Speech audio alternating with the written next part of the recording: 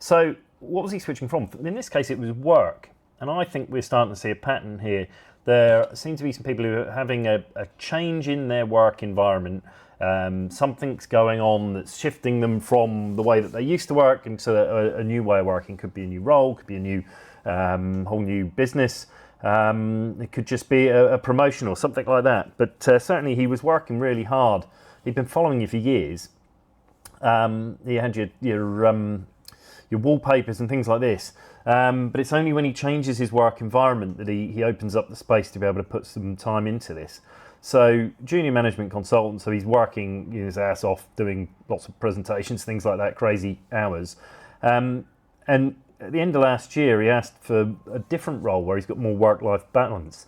And at this point in time, he sort of took a step back and he was coming up with a new life plan. It's like, what do I want to do? Obviously it's not this. He did enjoy his creative side, so he had to build these PowerPoints and things like that. There's a lot of designing ideas and visual ideas in the consulting space that's important. And he enjoyed that piece. And he thought that it was useful and purposeful. So he's also tried, in terms of creative, compared to others, I think he's probably more artistic than anybody else, even though he does describe himself as not being good at it. He's a kind of a perfectionist in that space. So if I create art, like, unless it's the Mona Lisa, I don't think it's finished. Whereas if I create a visual idea, once it communicates the idea clearly, it's finished. And so some part of this is it can be useful. Whereas if I create art for the sake of art, it's not useful. It doesn't have a purpose, and therefore, he doesn't feel like he's ever going to get to the end of it. Again, expanding his network on LinkedIn, and this one was a strange one I found in this case here. It was quite an interesting one. Obviously, he's part of a younger generation's presumably grown up with some of these social networks, and he found Instagram and Snapchat kind of overwhelming. It was like it was too draining, or sort of pulling him in too frequently, whereas LinkedIn's a bit more boring. So it gives him the kind of ability to connect socially online without the draw or the pull of constantly getting dopamine hits, I think he talks about.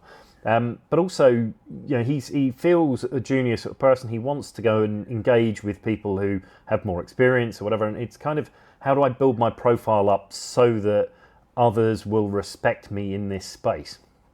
So that was quite interesting. And this networking side is so that I get this opportunity in the future. I don't know what it is, and I think if we look at some of the others that have this, it's not a tangible, I'm going to achieve X, Y, Z in sales from this, but I'm planting seeds for the future. I'm getting an opportunity to grow my network and to see what that brings me. And I think that's quite an important one. Much like Nicky, he mentioned mental well-being in this. So this here competes with other hobbies. And I think that might be the missing piece. Maybe it's not so much about the social side, although the network piece could be linked to socialization. But it's I need a hobby. I want a hobby that can be beneficial to my work, so I don't feel like I'm totally wasting my time.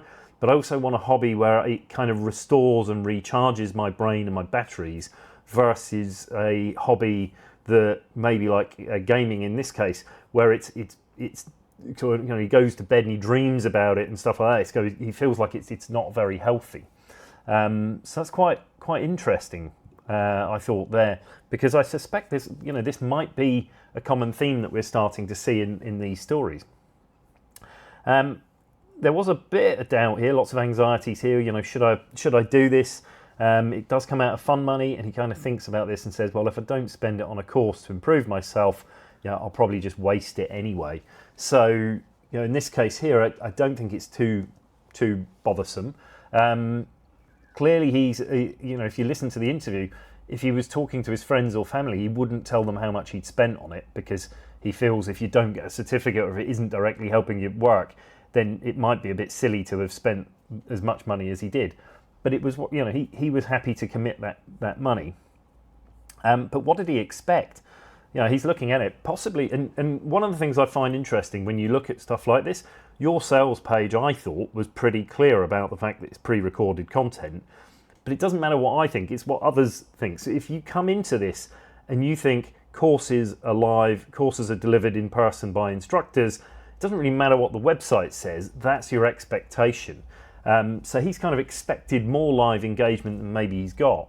I say he was nonplussed. I don't think he disliked your videos, but I think if you listen through that interview, it's clear that if it had only been the videos, he'd have probably gotten to the end and thought, I don't think I got my money's worth.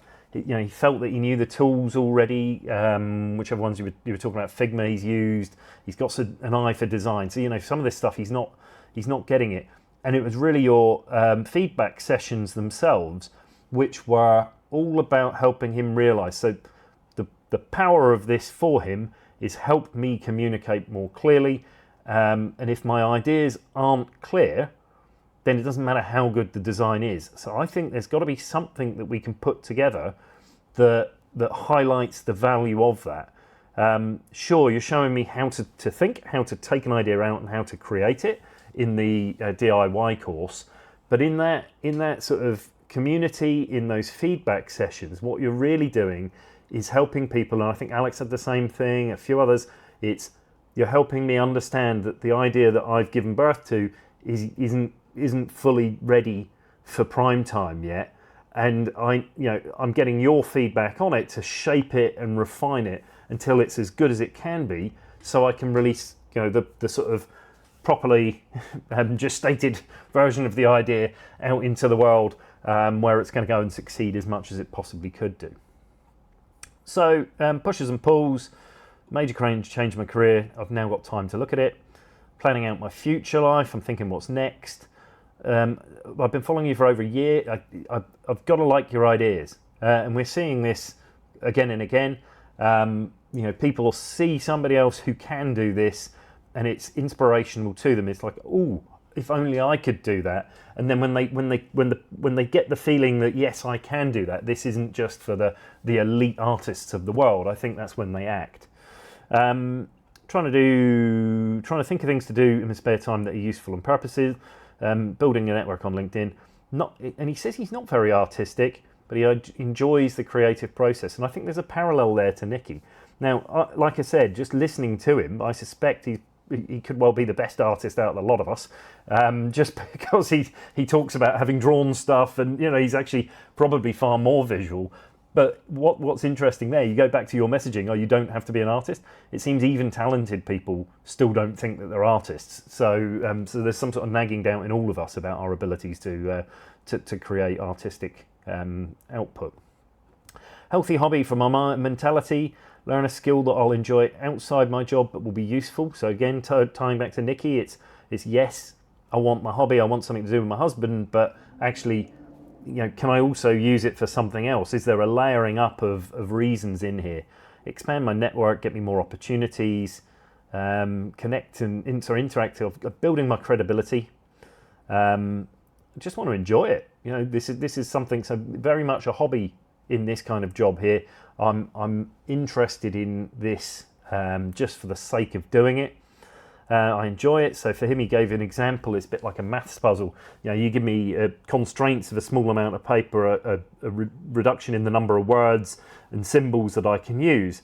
How do I take this complex idea that's 1,000 words and solve the puzzle to put it out there in a way that it communicates what I mean, but it fits this new format? And it's that mental effort to make that change that seems to be what's sort of helping him and making him feel better about doing it. Sense of achievement of doing it again. So it's this kind of I'm creating, I'm not consuming, and there the same thing out down there, and show off. So I can show others this. It's a social thing. It's like, look at this. Here's my ideas. I can put them out there in a way that gets engagement, gets people to want to engage with me. So in this case, his habits. So I could draw, I could spend time gaming, could be working more. So all of these are kind of draws on his time that it's competing with. And again, is it worth the money? Will it be live? And what am I getting for my money? Getting that clarity of what we've got here. And then just some observations. Like I said, it is a lot of money to him, so he's a bit worried about how others might perceive his spend on there. But it's fun money, definite social bit. I want to prove this. I want to be seen to be thought leader maybe, or an expert, or at least just get a seat at the table. Definitely this is helping my mindset. He talks about the dopamine addiction of all these different things. This is unplugging, disconnecting, being able to spend quality time doing something he enjoys that is not destructive or negative. Real value from your feedback sessions. So we've got to work out how to message that more clearly, how to charge appropriately so you're capturing value from it. I don't know yet. Let's not try and solve it, but let's park it out there as an idea that this is absolutely adding value to your course. People aren't aware of the value when they come in, so they wouldn't want to pay for it until they experience it, unless we can message it some other way. But we've got to make sure you capture that value, because I think that'll be a real clear way for you to get more money out of the work and the students that you're already getting. So the wallpapers, things like this, that's a great example of a category entry point. You got somebody following you who likes it, maybe giving away more of this sort of stuff. Hey, why don't you add this to your wallpaper? I mean, personally, I got a picture of my dog on mine, and I don't change it very often. But maybe other people do. Who knows? But ideas like that. What else could you do to put it out there so that people are reminded of you more often? Because when they enter into a context like this where it makes sense to buy a course, if they're aware of you and you're in that kind of mental selection set of, Roberto, PJ, you, whatever it might be, you've bought yourself an opportunity to win a customer.